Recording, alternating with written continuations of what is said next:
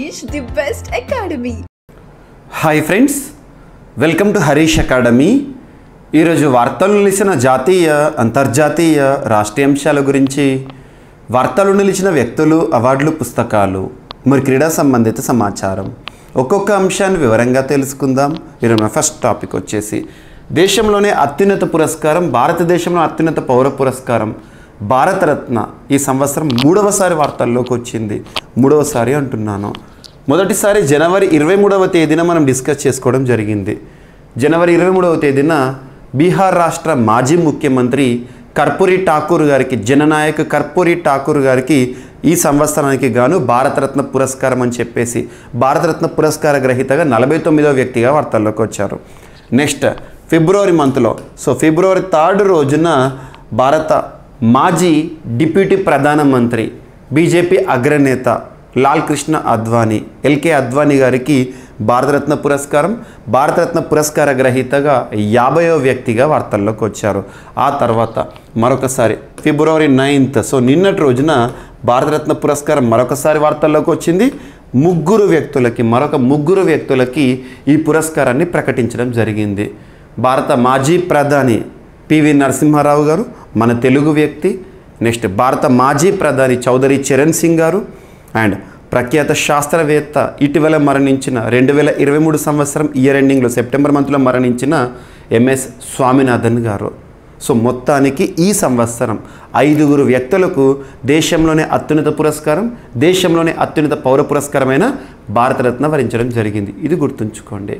ఇక్కడ భారతరత్నకి సంబంధించి 1954 ఇయర్లో భారతరత్న పురస్కారాన్ని ప్రారంభించినప్పటి నుండి ఇప్పటి వరకు ఒక సంవత్సరంలో అత్యధికంగా భారతరత్న పురస్కార గ్రహీతలు ఈ సంవత్సరం వార్తల్లోకి వచ్చారు. 5 వ్యక్తులు, ఒక సంవత్సరంలో 5 వ్యక్తులు ఇంతవరకు ఎప్పుడు కూడా భారతరత్న పురస్కార గ్రహీతగా చరిత్రలో నిలవలేదు, ఫస్ట్ టైం. అండ్ అందులోనూ 2019 సంవత్సరం 2019 ఇయర్ తర్వాత 2024 ఇయర్లో భారతరత్న పురస్కారము 5 వ్యక్తులకు వరించింది. ఇది ఇంపార్టెంట్. 5 years గ్యాప్తో వార్తల్లోకి వచ్చింది కాబట్టి ఎగ్జామినేషన్ పాయింట్ ఆఫ్ వ్యూ దీనిపైన క్వశ్చన్స్ వచ్చే అవకాశాలు ఉంటాయి. సాధారణంగా భారతరత్న పురస్కారాన్ని ఒక సంవత్సరంలో గరిష్టంగా 3 వ్యక్తులకు ప్రకటించేవారు. సో ఇప్పుడు 5 వ్యక్తులకు ప్రకటించడం జరిగింది. భారత ప్రధాని సిఫార్సుల మేరకు రాష్ట్రపతి భవన్ నుండి భారతరత్న పురస్కారానికి సంబంధించిన అఫీషియల్ అనౌన్స్మెంట్ వస్తుంది. సో ఇక్కడ చూడండి, కర్పూరి ఠాకూర్ గారు గుర్తుంచుకోండి, బీహార్ రాష్ట్రానికి సంబంధించి.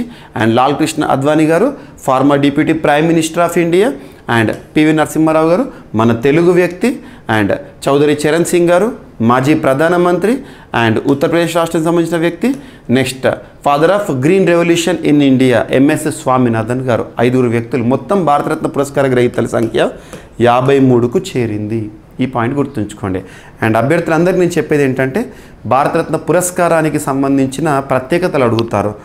ఆ మెడల్ ఎక్కడ ప్రింట్ చేస్తారు, పురస్కార గ్రహీతలకు నగదు పురస్కారం ఉంటుందా, మరి పురస్కార గ్రహీతలకి సంబంధించిన చరిత్ర ఏంటి, మొట్టమొదటిసారి భారతరత్న పురస్కార గ్రహీతలకు ఎంతమంది నిలిచారు, అతి చిన్న వయసులు ఎవరు, అతి పెద్ద వయసులు ఎవరు, భారతరత్న పురస్కారాన్ని పొందిన తొలి క్రీడాకారుడు ఎవరు, భారతరత్న పురస్కారాన్ని పొందిన మొట్టమొదటి విదేశీయుడు ఎవరు, ఇటువంటి క్వశ్చన్స్ అడుగుతారు ఎగ్జామినేషన్లో. సో వీటన్నిటితో కూడిన స్పెషల్ వీడియోని మీకు నేను ప్రవీణ్ సార్ క్లాసెస్ యూట్యూబ్ ఛానల్లో అందించాను. ఒక్కసారి చూడండి. So Praveen sir classes YouTube channel ఇప్పుడు సబ్స్క్రైబ్ చేసుకుని వారు ఎవరైనా ఉంటే సబ్స్క్రైబ్ చేసుకోండి. అందులో భారతరత్న పురస్కారానికి సంబంధించిన స్పెషల్ వీడియోని మీకు అందించడం జరిగింది. చూడండి, లైవ్ క్లాస్ తీసుకున్నాను. ఓకేనా?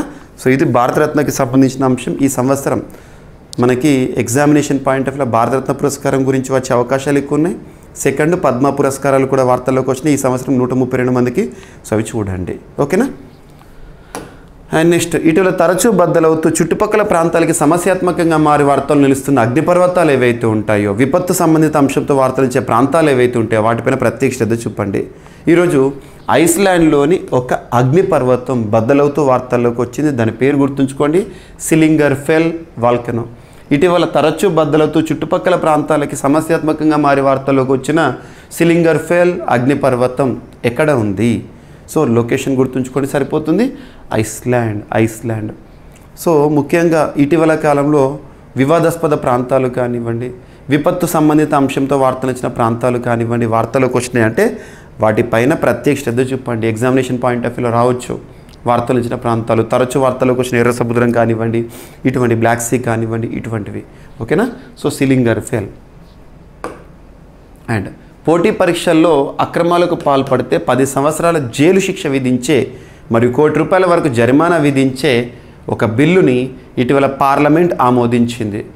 లాస్ట్ మండే రోజున సబ్జెక్టు కండిషన్ ఫిబ్రవరి 6 రోజున కేంద్ర ప్రభుత్వము ఈ బిల్లుని లోక్సభలో ప్రవేశపెట్టడం, లోక్సభ ఆమోదించడం, తర్వాత పార్లమెంట్ ప్రక్రియ పూర్తవడం జరిగింది. ఇక రాష్ట్రపతి ఆమోదంతో ఈ బిల్లు కాస్త చట్టంగా మారుతుంది. రాష్ట్రపతి ఆమోదం అంటే ఆర్టికల్ 111. ఇక్కడ చూడండి, పబ్లిక్ ఎగ్జామినేషన్స్ బిల్లుకు పార్లమెంట్ ఆమోదం. ఆ బిల్లు పేరు ఏంటంటే public examinations prevention of unfair means.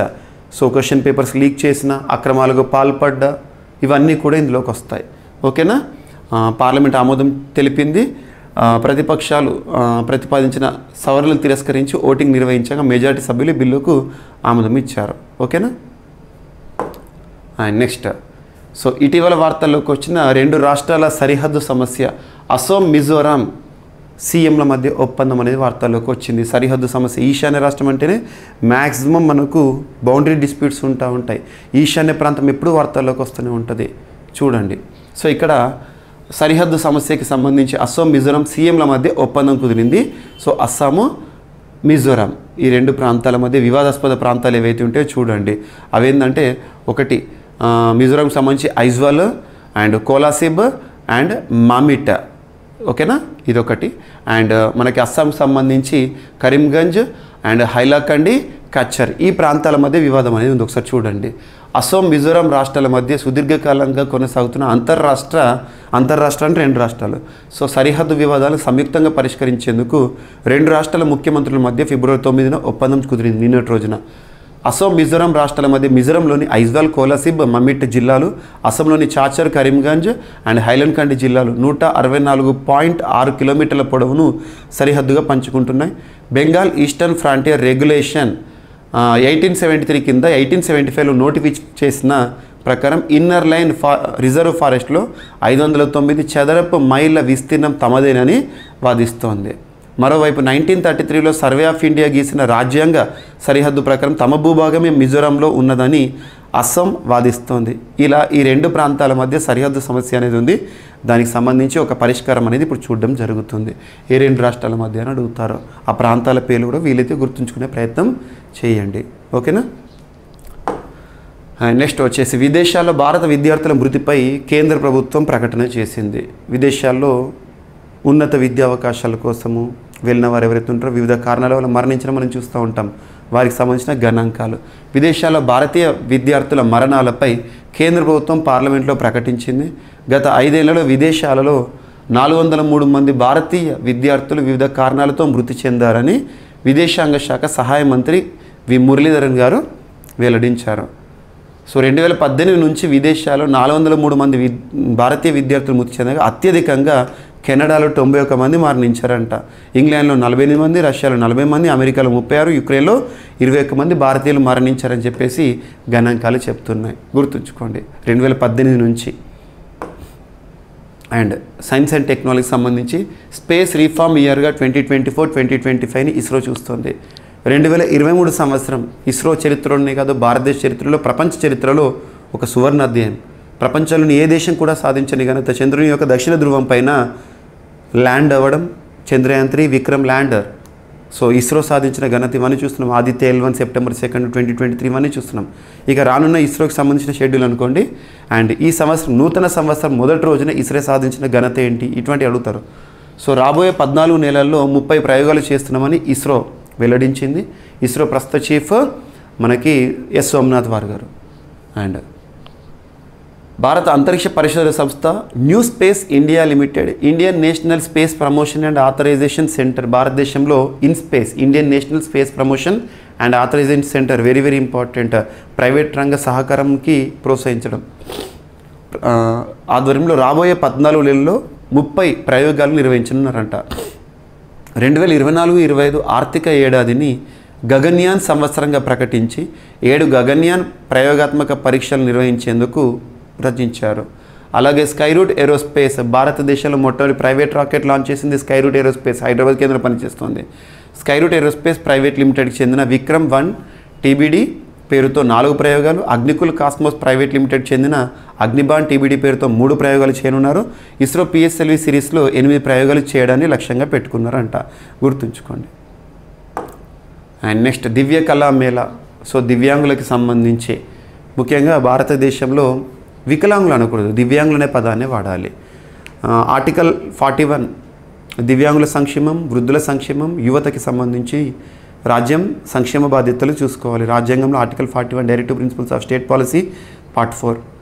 So దివ్యాంగులకు సంబంధించిన ఒక చట్టం ఉంది, persons with disability equal opportunities protection of rights full participation act 1995. కొత్త చట్టం వచ్చేసి 2016 వారి హక్కులను పరిరక్షించడానికి ఉద్దేశించిన చట్టం. సో దివ్యాంగులకు సంబంధించి వారి కళా ఉత్సవం అనేది రీసెంట్గా వార్తల్లోకి వచ్చింది, February 6న ప్రారంభమైంది. చూడండి, దివ్యాంగుల సాధికారత విభాగం, department of empowerment of persons with disabilities, ministry of social justice and empowerment పరిధిలో పనిచేస్తుంది. చొరవతో చేపట్టిన దివ్య కళా మేళా త్రిపురలోని అగర్తలో 2024 February 6న ప్రారంభమైంది, గుర్తుంచుకోండి. ఇటీవల దివ్య కళా మేళా ఎక్కడ ప్రారంభమైందంటే త్రిపురలోని అగర్తలలో. ఈ కార్యక్రమం దేశవ్యాప్తంగా ఉన్న దివ్యాంగ కళాకారులు, దివ్యాంగ ఔత్సాహిక పారిశ్రామికవేత్తల ప్రతిభ నైపుణ్యాలను చాటి చెప్పడమే లక్ష్యంగా పెట్టుకుంది, గుర్తుంచుకోండి.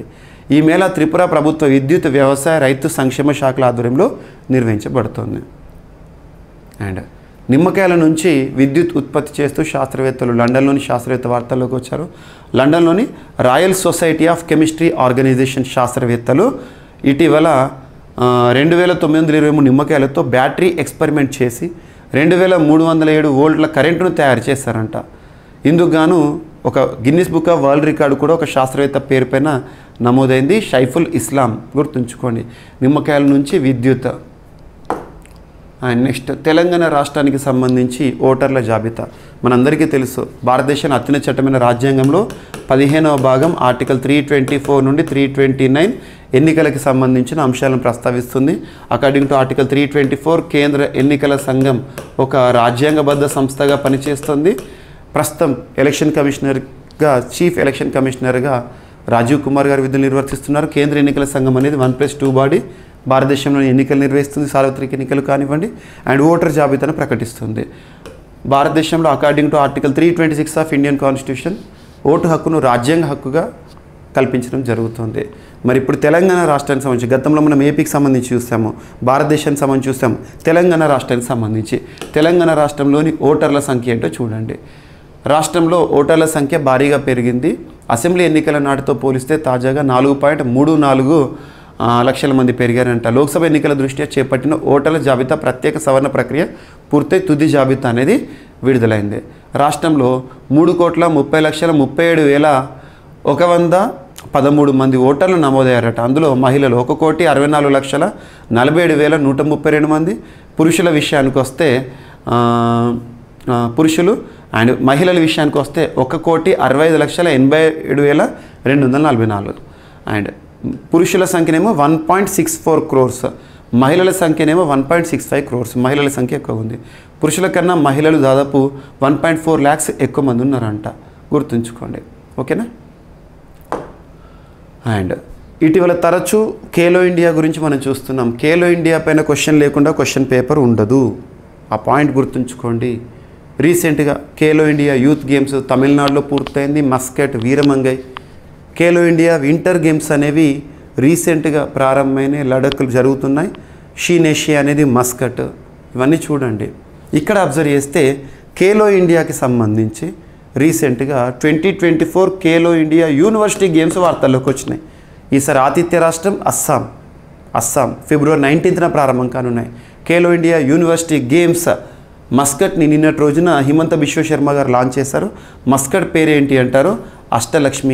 అష్టలక్ష్మి అనేది ఇటీవల వార్తల్లోకి వచ్చింది. ఏ గేమ్కి సంబంధించి మస్కట్ అంటారు. ఇటీవల కాలంలో వార్తల్లోకి వచ్చిన మస్కట్ చూడండి.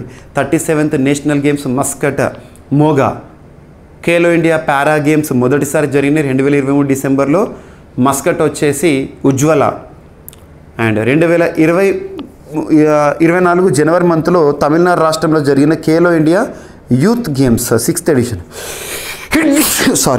యూత్ గేమ్స్ సంబంధించిన మస్కట్ వీరమంగై.